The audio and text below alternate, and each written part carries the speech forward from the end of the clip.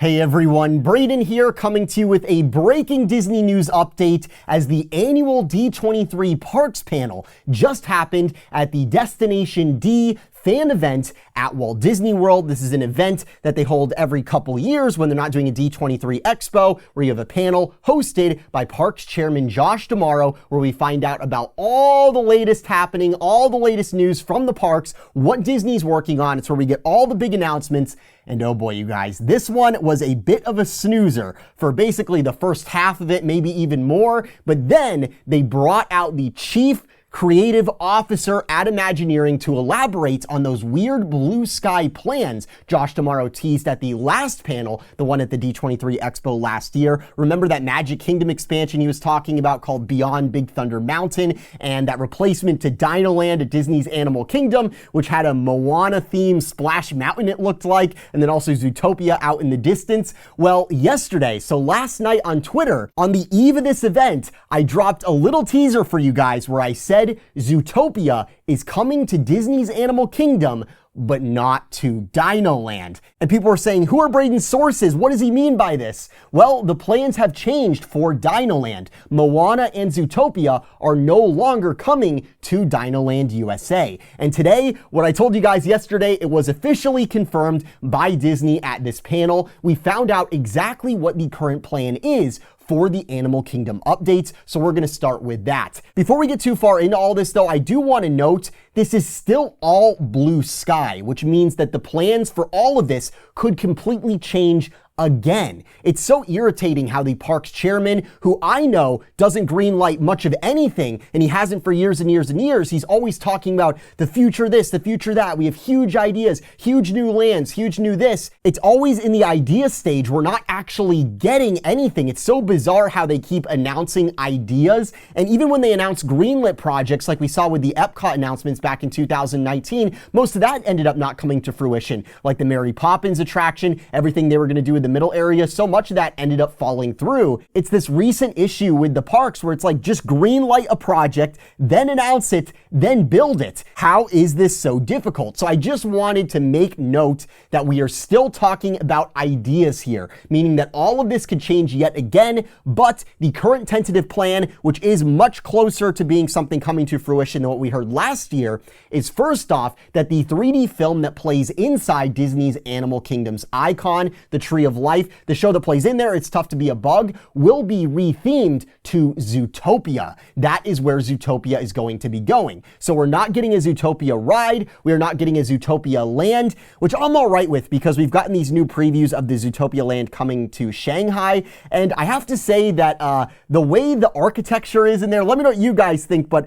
I don't want to say it's ugly, but I'll just say I don't think that it would blend in very well in Disney's Animal Kingdom. So here what we're going to be getting is we're going to be getting a new Zootopia show replacing It's Tough to Be a Bug over at the Tree of Life inside the park's icon. So for Zootopia fans, now there'll be a Zootopia attraction at the Animal Kingdom, but it will not be an attraction or a street or a land or something more substantial that could more affect the theme of the overall park. It is just going to be a show here.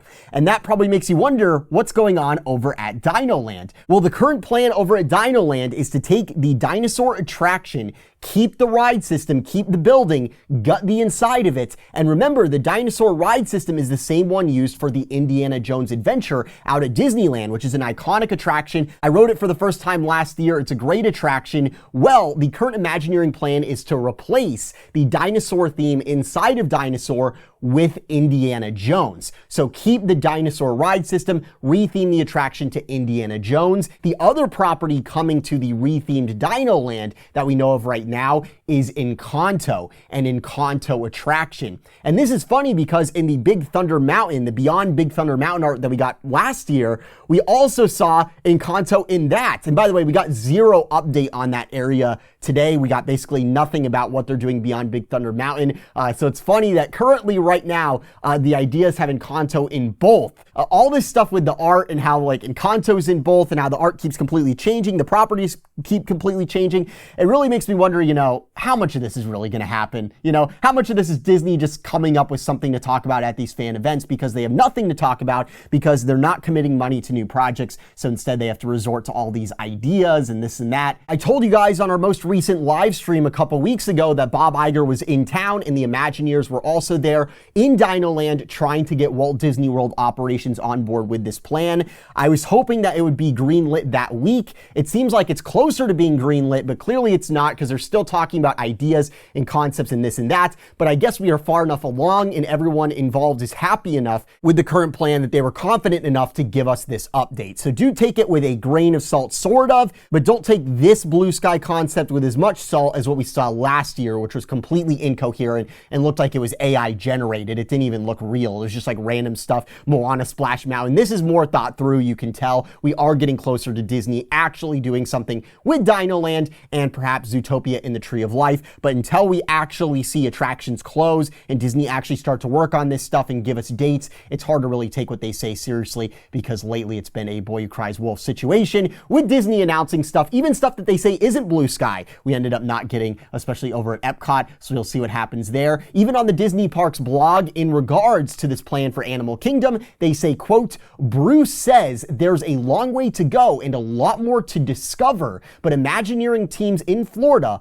are up for the challenge. So in there, they're saying, hey, this might not happen. Take it with a grain of salt. I'll tell you guys my take on all this. I'd prefer Indy replace Dinosaur and us keep the Dinosaur ride system than Disney completely get rid of Dinosaur, get rid of Dinoland USA and put in like some trackless thing or something like that. I prefer the Dinosaur ride system. So getting an Indiana Joe's Adventure attraction, is that really the place that it should go? Should it go in the Animal Kingdom? No. Should Zootopia go in the Animal Kingdom? I think absolutely not. Should Encanto go in the Animal Kingdom? No, none of these are primarily about conservation, about man's relationship with animals and nature. So they really don't belong in the Animal Kingdom, and it's no coincidence that the park's keeper of the flame, Imagineer Joe Rohde, he was unhappy with the directions of things, the things being considered for the park. Then he was forced out, and now this is the kind of stuff that we are hearing about. The Animal Kingdom is the most thematically consistent park that we have at Walt Disney World, thanks majoritarily to the actions of Joe Rohde. And now the Keeper of the Flame is gone. And here we start to see all of the random intellectual properties start pouring in, which are loosely kind of themed around this sort of, agrarian style, like, oh, look at the facade. It's, stucco. It looks like something from South America. And you could say, what about Avatar? But Avatar is about conservation. It is about man's relationship with nature. So that one fits much better than these other properties that we are seeing proposed. But if you separate out these rides and this land from how it fits in the overall park, I would say that Indy coming to Dinosaur sounds a lot better than a Moana Splash Mountain. I'm sure a lot of you guys out there are pretty hyped up for what we heard about this today, so let me know what you guys think. Also in big news today, I hate when people keep congratulating themselves, but at the risk of being that guy, what have I been the only person saying for years and years and years? Country Bears is getting an update. It's not going away. They are going to update the animatronics. They are going to redo the songs in the show. You guys might recall months back when I told you how Imagineering plans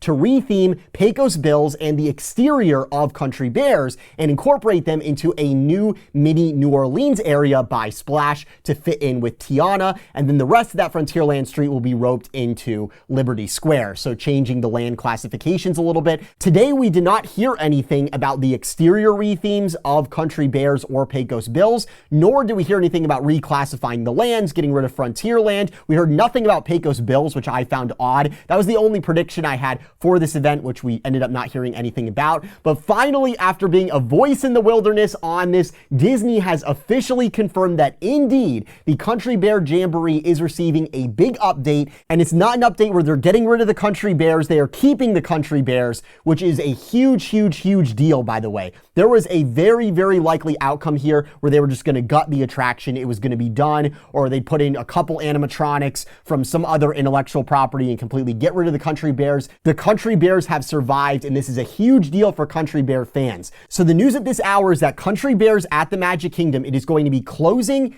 in its current state. And then what's going to happen is the Country Bears are going to learn new songs, and they've recorded these new songs. Now, these new songs are going to be about Disney intellectual property. It's not going to be the original Country Bear songs, all of those. And then the Country Bears attraction will reopen in 2024 with these new songs, but it's the same characters, it's the same scenery, and the same vibe that we know and love. Now, some Country Bear purists are actually not happy about this.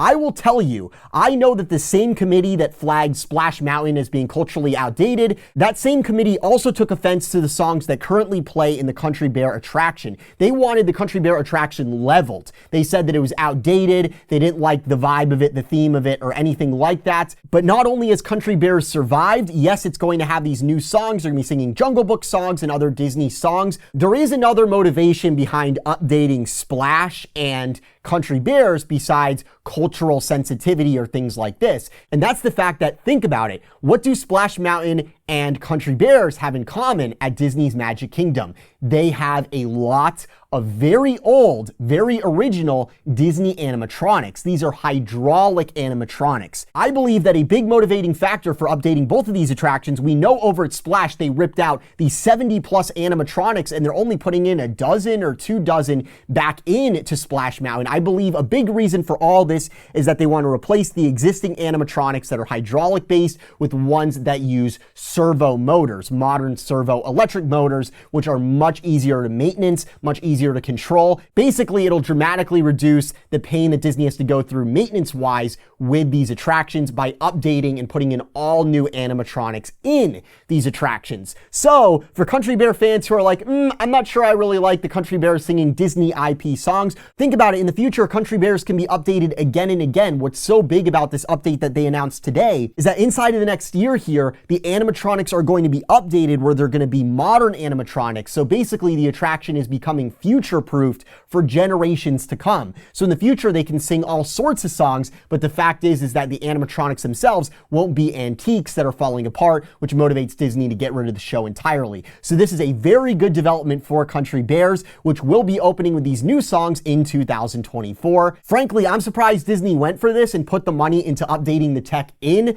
the show and keeping the Country Bears, so it's definitely a positive development there. Now I'm just wondering what the deal is with that little New Orleans street I told you guys about months ago, where they're supposed to be retheming the exterior of Country Bears and Pecos Bills, tying them into a new little New Orleans area. We need to have beignets for this new Tiana attraction. That's what I'm looking forward to most, to be honest, with the new Tiana attraction. No news on Pecos Bills or beignets for Walt Disney World at this event today. Also today, we got a brief update on the Hatbox Ghost installation, which is supposed to be happening over at the Haunted Mansion. I told you guys about this project in early 2020 when Chapek originally greenlit it as part of upgrades in time for Walt Disney World's 50th anniversary. Then, along with all the other Imagineering 50th anniversary projects, or at least most of them, it was put on pause, and then in 2022, it was put back on the table and announced that the Hatbox Ghost was coming to Walt Disney World's Haunted Mansion, and it'll be going near the beginning of the attraction. Today, we found out that the Hatbox Ghost will make his debut in late November. That is the date that Disney gave us. It's not an exact date, and it's taken them so long to create this one animatronic. It's pretty amazing that it'll be completely missing this year's Halloween season, which is definitely not too good, and instead the Hatbox Ghost will be coming in late November. I will cut Disney a little slack here because while it is their fault that it's taken so long for us to get the Hatbox Ghost, the reason there isn't an exact date given actually has to do with the DeSantis installed new state board that replaced Reedy Creek and some new rules that have been instituted with the fire department, with the fire marshal. He has to go in and inspect and okay the reopening of the attraction, and if they want to give Disney a hard time, they could delay it, a day or two in either direction. So basically, I think the reason that Disney isn't giving an exact date for when the Haunted Mansion will go back online after installing the Hatbox Ghost is because Disney themselves can't be for certain. It really comes down to this new board's fire department and if they want to let Disney reopen this attraction, when they want to let Disney reopen this attraction with this brand new animatronic. So that's the latest there. And then last up in Magic Kingdom news, we got some more Blue Sky teaser weird stuff regarding a new Pirates dining location. But the Imagineer who announced this new Pirates restaurant at the Magic Kingdom, he made it clear that he doesn't know for sure if it's really going to happen. He said if he hears anything more about it, he'll run it up the flagpole. So I guess this is another thing where they're really not sure what's going on with it, but this is an idea that Imagineering has that they're relatively confident will get greenlit at some point in the future. We don't know if this new Pirates restaurant will be on an expansion slot near Pirates, kind of like Disney did in Toy Story Land with the Roundup Rodeo Barbecue restaurant, or if it'll replace the Tortuga Tavern, which already exists across from Pirates of the Caribbean, which is something that might happen as well. They might put a Pirates restaurant in there. At the risk of affecting my batting average on these predictions for these events for you guys, I'll drop one for the next event. There's also a Haunted Mansion restaurant in the works as part of the Beyond Big Thunder Mountain expansion that we heard nothing about today. Imagineering wants to do these restaurants that are themed around classic rides, so maybe we'll hear about a Haunted Mansion restaurant in the future. Just a little thing to give you guys there. Getting away from the Beyond Big Thunder and Dino Land, Blue Sky bunch of ideas, Parks Chairman Josh D'Amaro nonsense, where he likes to string us along with all this stuff that really might happen, might not. We actually do have some stuff of real substance as far as EPCOT is concerned that we heard at this event. First, the long-teased Figment meet and greet at the Imagination Pavilion finally opens tomorrow, which is a very exciting announcement. So starting tomorrow, you can meet Figment in the park, which is super, super cool. Then Moana Journey of Water, which you've probably seen many previews of. They're doing cast previews, annual pass previews, all sorts of previews. The water walkthrough area will officially open to regular guests on October 16th.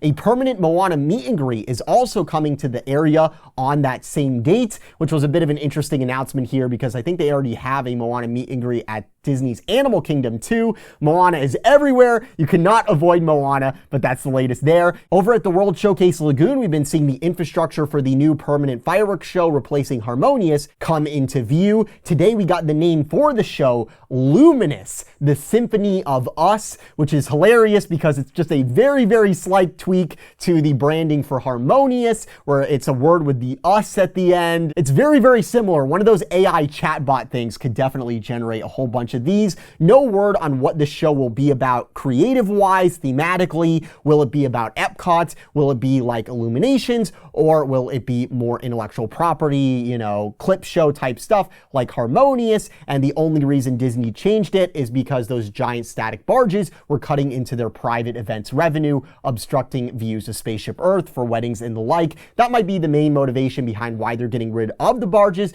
but I thought that creative was also an issue with Harmonious, and that's why a lot of guests Disney found were not staying till the end of the night to even watch the show because it just wasn't very compelling. So I hope Disney learned their lesson with Harmonious and makes a show that is original to the park like an Illuminations, but judging by the very harmonious sounding and looking branding, I'm not holding my breath there. It seems that I have more news on this than Disney does because I know that the soundtrack for this show has been recorded, and that was a long time ago actually. That was weeks and weeks and weeks and weeks ago. They didn't say anything about this at this event. They could have shown us more of the creative on this project, but instead all they did is give us a date for the new Luminous show, which is December 5th, 2023. That is when we are going to be able to see what this new EPCOT fireworks show has in store for us, so stay tuned for that. Last up in big Walt Disney World news to come out of this event, this was something I did not predict or expect or know anything about at all. This is a complete surprise for me.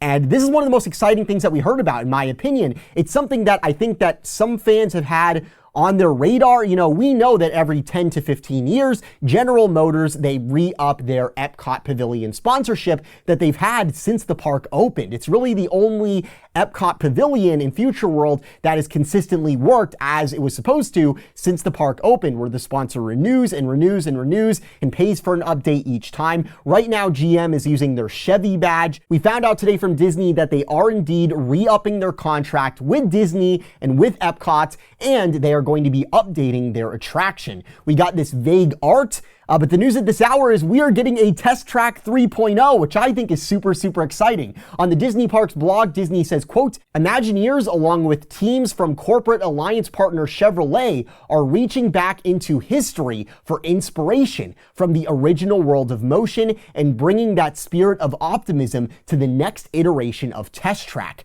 More to come in the future. Curiously, on the live stream of the event today, the fan event, there were a lot of fans in the live chat that seemed upset about this, or like saying like, oh, this isn't a big deal. And they were complaining about how they don't like Test Track 2.0 versus 1.0.